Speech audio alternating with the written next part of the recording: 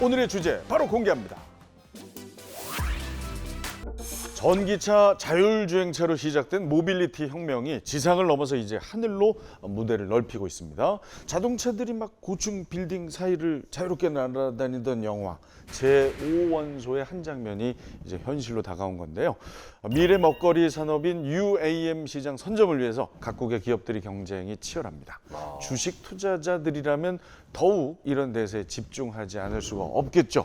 어떻습니까? 네, 맞습니다. 플라잉카, 그리고 에어택시, 드론 배송 이런 것들을 통칭 우리가 UAM이라고 부르는데요. 도심 항공 모빌리티라고 좀 아시면 좋을 것 같아요. 우리가 흔히 하늘을 떠서 날아다닌다라고 생각하면 떠올리는 게 비행기잖아요. 그 비행기는 국가 간의 국가, 그리고 먼 지역 간의 지역 이렇게 장거리. 움직이는 장거리형 이동 수단이라고 한다면 UAM은 말 그대로 도심 속에서 움직이는 항공 모빌리티 교통수단이라는 거예요. 네, 그러니까 배송이 될 수도 있고요.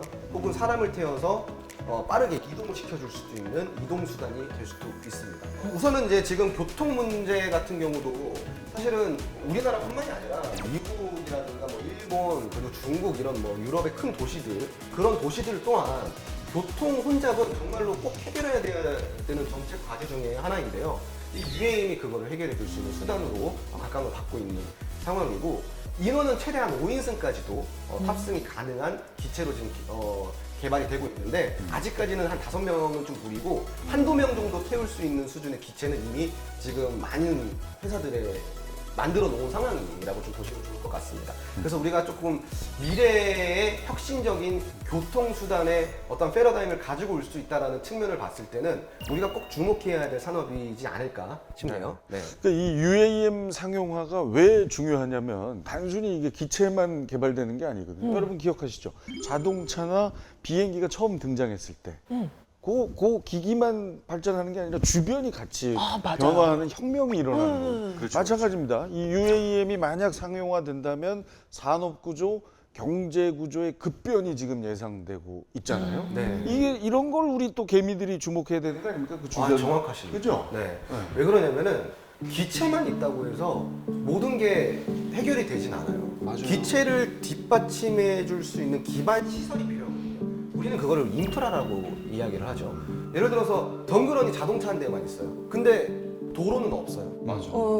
다 비포장이야. 그러면은 자동차 갈 수 있는 데가 한계가 있겠죠. 그렇죠. 그리고 주유소도 없어요. 그러면은 자동차가 무슨 의미가 있겠어요?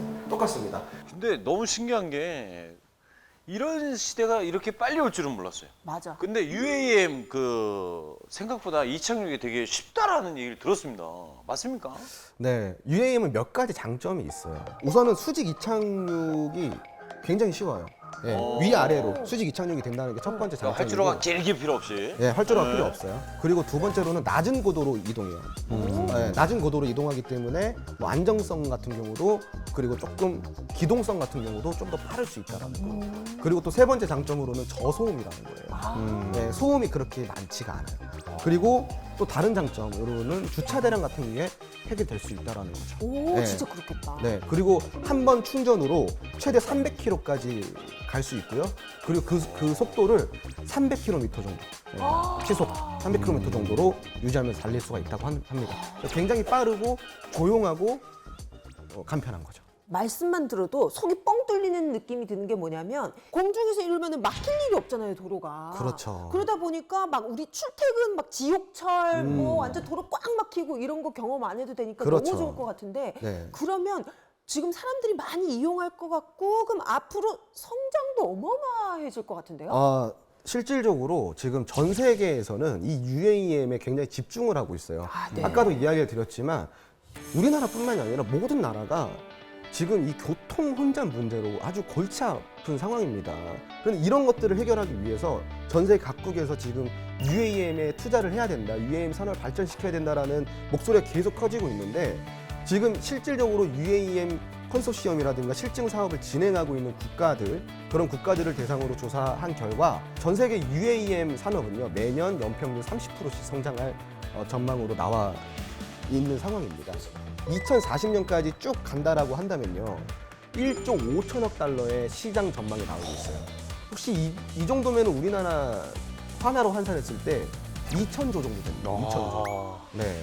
그러니까 어마어마한 시장이라고 여러분들이 생각하시면 미래에는 좋을 것 같아요. 네. 자, 정말 그 지난주에 말씀하셨던 그 AI 관련주처럼 UAM주 역시 급성장할 가능성이 있는 종목입니다. 자, 그러면 홍주원 소장이 이런 대세를 지나칠 리가 없거든요. UAM 관련 종목에서 수익을 얼마나 냈는지 궁금해집니다. 진짜? 네, 이론과 실전 모두 강자인 우리 홍주원 소장의 실력을 보겠습니다. 이름하여 홍주원 픽.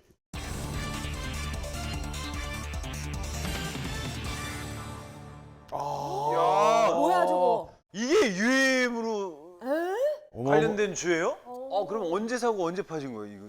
이게 2022년 네. 4월 29일 날 이제 매수 전략이 들어갔고요. 네네네. 그리고 매도 전략은 2022년 5월 27일 날 매도 전략이 들어갔어요. 한 달 정도. 가장 핫한 그 시즌에 뉴스가 막 나오고 기사가 막 UAM에 관련돼서 나올 때 그때 이제 미리 선점해서 짧게 치고 이제 한 달. 그렇죠. 그리고 여기서 끝이 아니에요.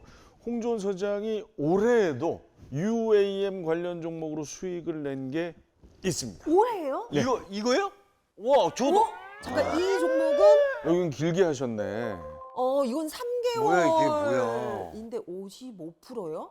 이거 무슨 주고 언제 어떻게 산 거예요? 이거 또 설명해 주세요. 네, 이 종목은 캔카 에어로스페이스라는 종목인데요. 사실은 조금 생소할 수도 있어요. 저 처음 그쵸? 들어봤어요. 그런데 엄청난 기업입니다. 아, 진짜. 이 기업이 네. 이 UAM 안에서 정말 대단하고 독보적인 기술을 갖고 있는 기업이에요. 네. 그래서 이제 사실은 이 캔카 에어로스페이스 같은 경우는 조금 뒤늦게 주목을 받은 기업이라고 할 수 있어요. 왜냐면은 아까 우리가 전에 소개시킨 레몬테크 같은 경우는 작년 4월에 UAM에 관련된 막 이슈가 올라올 때 바로 즉각적으로 움직였던 종목이라고 한다면 오히려 캔카 에어로스페이스는 그 당시에는 큰 움직임을 안 보이다가 갑자기 뒤늦게 후발주로서 지금 움직인 케이스고요. 근데 이런 케이스들은 사실은 그 잠재적 가치를 갖고 있기 때문에 뒤늦게라도 무조건 주목을 받을 수밖에 없는 거예요. 아까 그 종목 같은 경우는 에어로스페이스 같은 경우는 1개월이지만 이건 좀 다소 3개월 정도 시간이 좀 더 걸린 이유 중에 하나도 이런 종목들은 시간을 갖고 조금 더 봐야 돼요. 네. 그리고 캔카 에어로스페이스 같은 경우는 상승이 나왔던 배경을 우리가 좀 살펴볼 필요가 있어요. 네. 그 이유가 국토부에서 2025년에 UAM에 관련된 상용화를 위해 실증 사업을 진행한다라는 발표가 나왔었어요. 그래서 여기에 이슈를 받으면서 그럼 UAM 기업들이 좋겠네라고 이제 시장에서 집중을 좀 받았던 사례이고 그 중에서 또 캔카 에어로스페이스가 시장에서 좀 관심이 많이 높아졌던 기업이었습니다. 좋습니다. 자, 오늘도 아주 홍주원 픽 대단했고요. 자, 그러면 머니주, 아주 강력한 머니주 기대해도 되겠죠? 오늘 정말 기대하셔도 좋습니다. 자, 드디어 오늘의 머니주가 나옵니다. 집중하십시오. 주식이 제일 쉬웠다는 우리 홍주원 소장의 명언을 기억하시죠? 홍주원 소장이 선택한 UAM 관련 유망주, 머니주 바로 공개합니다.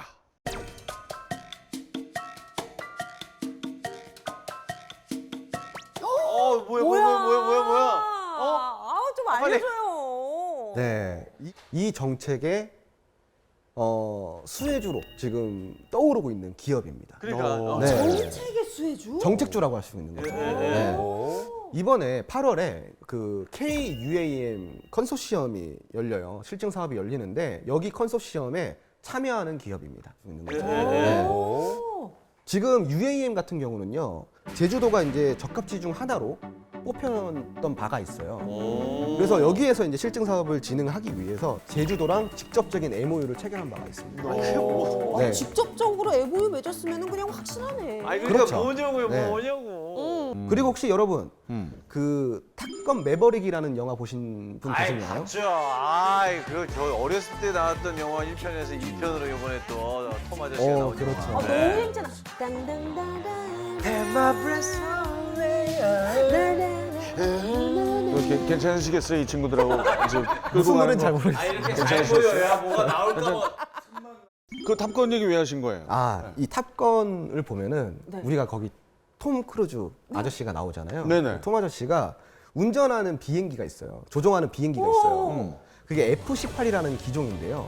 이 F-18 기종은 실질적으로 존재하는 기종이거든요. 그럼 이 기종에 부품을 납품하는 납품사예요. 네? 실질적으로 납품하고 있다고요? 네, 납품을 하고 이 있어요. 기업이 네, 이 기업이. 네. 아, 그럼 믿을 만한 회사네. 아니 그럼요. 믿을 만한 정도가 아니라 이 기업이 갖고 있는 고객사들을 우리가 살펴보면은 네. 정말 대단한 기업이구나를 다시 한번 우리가 체크할 수 있습니다. 어디예요? 국내 같은 경우는 대한항공이라든가 에이, 끝났네. 그리고 항공우주라든가 이런 기업들한테 직접적으로 납품을 하고 있고 사실은 국내 기업보다는 해외 기업에 우리가 조금 집중을 해야 돼요. 사실은 이 기업이 해외에 그 고객사로 보유하고 있는 기업 중에 하나가 나사입니다. 나사. 나사. 네. 대박. 나사. 나사를 고객사로 보유를 하고 있어요. 나사가 얼마나 그 깐깐한 기업입니까? 그리고 전 세계 기술력 1위 아닙니까? 기술력 인정받았다는 그럼요. 거예요? 뿐만 아니라 스페이스X. 야. 앨런 머스크 그럼 민간 항공 우주 기술에서는 권위적인 기업이잖아요. 대단하네. 야, 네. 끝도 그래서 안 내. 이 그리고- 회사, 이 회사. 끝이 아닙니다. 또 있어요? 그리고 전 세계 비행기를 만드는 회사 중에 네. 제일 크고 제일 기술력이 좋은 회사가 어떤 회사인지 아세요? 예? 보잉. 오, 그렇죠. 오. 보잉사죠. 네. 이 보잉사도 고객사로 보유하고 있습니다. 얼마나 이런 기술적인 측면에서 깐깐하겠습니까? 이런 기업들이. 정밀한 테스트를 다 거치고 이 기업들에게 우주항공에 관련된 부품들을 납품하는 기업이라는 거죠.